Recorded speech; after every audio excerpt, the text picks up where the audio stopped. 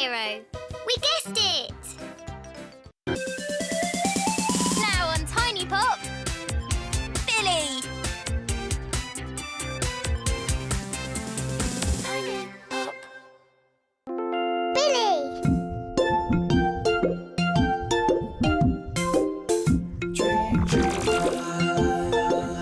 He may be sitting at the table when he doesn't think he's able. Then he's high up in the sky, making people say, "Oh my!" And when he's sitting in the bath, it takes him down a different path. It doesn't take him very long, so that we can sing our song, 'cause he's a... He's a...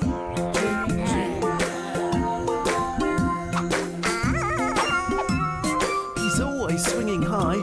When he's dreaming, he can fly, 'cause he's...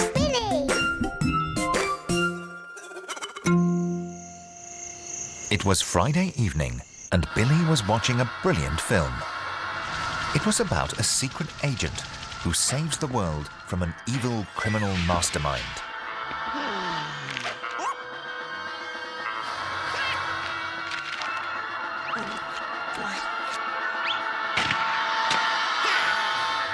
Wow, he's fantastic. The secret agent had a motorbike that turned into a submarine, and a special watch that turned into a sheep. Double wow. I'd love to be a secret agent. Later that evening, when Billy was tucked up in bed, he wondered what it would be like being a secret agent. And very soon, he was fast asleep. I was Agent 007, really good, really secret service, and I was the best. I had to visit exotic islands and save the world from baddies.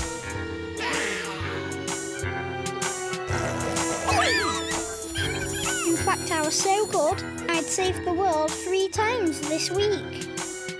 Billy 007 3/4 was at the really secret headquarters. The head of the really good, really secret service was Miss X. Nobody knew her real name, but she knew all sorts of secrets. She knew all the baddies in the world. Commander Billy, 2 days ago, secret rocket plans were stolen from our laboratories. We suspect it to be the work of Professor Naughty.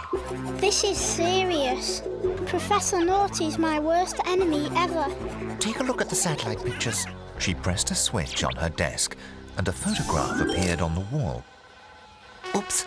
Sorry, 007 3/4. That's one of my holiday snaps. Now, that's better. This picture shows a secret island in the middle of the River Thames. It belongs to Professor Naughty. And you want me to go in for a closer look?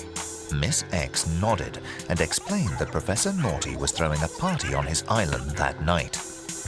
Billy's mission was to infiltrate and gather as much information as possible. Mission understood. But what will I wear? That night, dressed in a gorilla costume, secret agent Billy 007 3/4 parachuted onto Professor Naughty's island. From inside the professor's mansion, he could hear the sound of guests enjoying themselves. Good job it's fancy dress. Professor Naughty will never recognise me in this costume.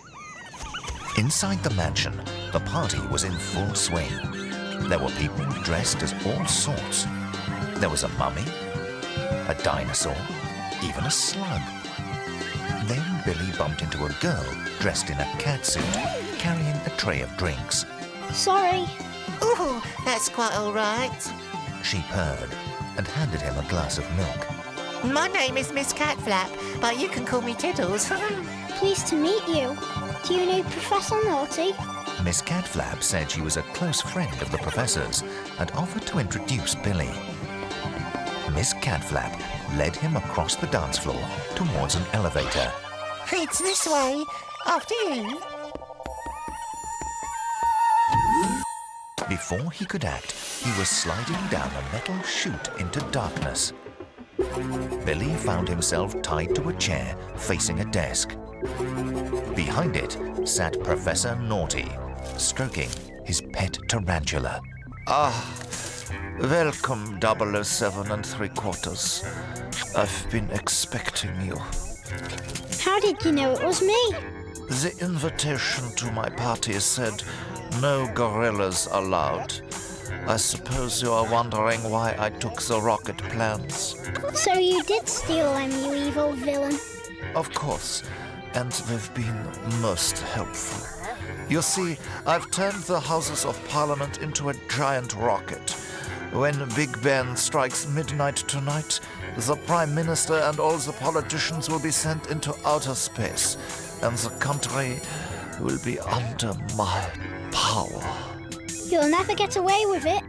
Oh, but I will, because this whole island is inflatable, and I've programmed it to burst in exactly 10 minutes' time. You will never escape. Then Professor Naughty pressed a switch and slid through a hatch in the wall behind him. Goodbye, 007 and 3/4. Billy had to escape. This is always handy in a tight spot. He ran through the escape hatch and found himself in a long corridor. Which way did he go? Suddenly, he heard something behind him. It was a giraffe. Billy was about to ask for directions when the giraffe tried to attack him. Then, a vampire and a banana appeared. The giraffe lunged at Billy, missed, and knocked the others over. The vampire's head came off, revealing underneath a metal skeleton. Robots, of course. The whole fancy dress party was a trap. Stop him! But Billy was already on the run. He checked his watch again. Less than 1 minute before the island blows up.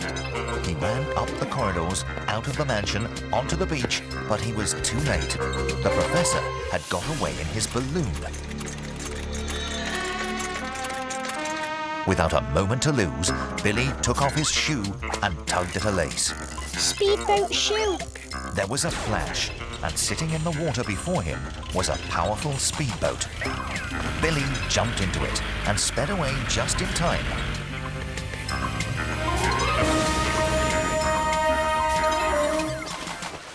Billy arrived at the Houses of Parliament just before midnight.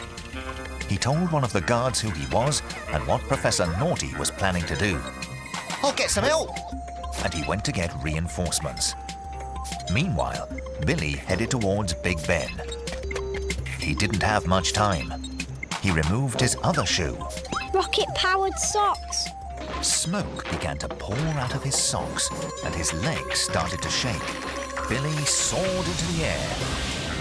I've got to stop the clock striking 12. With only a second to go, he grabbed hold of the big hand and stopped it. The Houses of Parliament were safe. For now, at least. It was taking all Billy's strength, and he couldn't hold it forever. Just then, there was the sound of a balloon approaching. Professor Naughty didn't look happy. "Curse you, 007 and 3/4. You can't hold the clock back forever. I am Professor Naughty, and I will rule the world." Not if I can help it. Billy pressed a button on his wristwatch.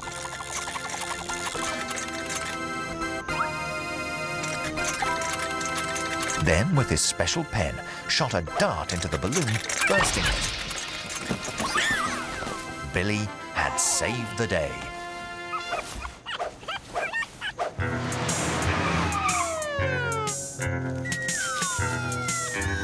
Thanks to me, the world is safe again. Billy woke to the sound of his alarm clock ringing. He sat up quickly and shouted. Big Ben. Just then, Mum popped her head round the door. "Oh, you're up early for a Saturday," she said. "Your alarm must have gone off. You look quite shaken." Shaken, but not stirred.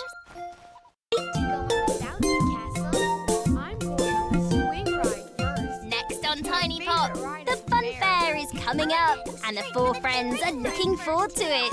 In Nellie and Caesar. That's for sure. Because if it rains, the fair will be cancelled. You know, we can put a lot of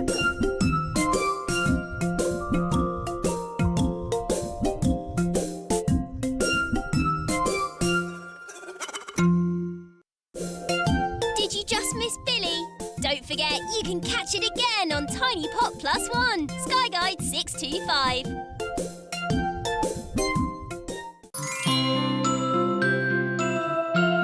Enjoy your evening with Tiny Pop.